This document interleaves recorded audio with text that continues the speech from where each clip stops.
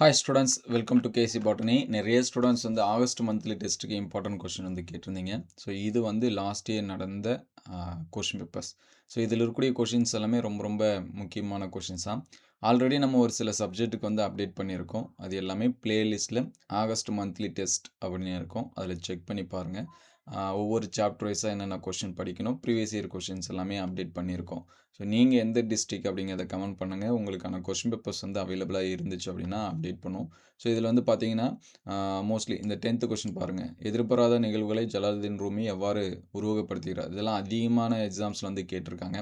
அதேமாதிரி சங்க இலக்கியத்தில் இடம்பெற்றுள்ள வாழ்விடங்கள் பற்றிய பெயர்கள். ஸோ இந்த 2 கொஷினும் ரொம்ப ரொம்ப முக்கியம். ஸோ மற்றதும் முக்கியம், இது வந்து அதிகமான எக்ஸாம்ஸில் வந்து கேட்டிருக்காங்க. ஸோ நெக்ஸ்ட்டு இதெல்லாமே நோட் பண்ணி வச்சுங்க. பிளேலிஸ்ட்டில் இருக்கக்கூடிய கொஷினை இம்பார்ட்டன்ஸ் கொடுத்து படிச்சுருங்க. ஆல்ரெடி குவார்ட்டர்லிக்கு ஸ்டடி பிளான் வீடியோஸ் எல்லாமே அப்டேட் பண்ணியிருக்கோம். அதெல்லாமே பார்த்துருங்க. அதுக்கடுத்து பார்த்தீங்கன்னா இங்கே குகனோடு ஐவராகி. ஸோ இந்த கொஷின் ரொம்ப ரொம்ப முக்கியம். இதெல்லாமே அதிகப்படியான எக்ஸாம்ஸில் வந்து என்ன பண்ணியிருக்காங்க, கேட்டிருக்காங்க. ஸோ நோட் பண்ணி வச்சுங்க.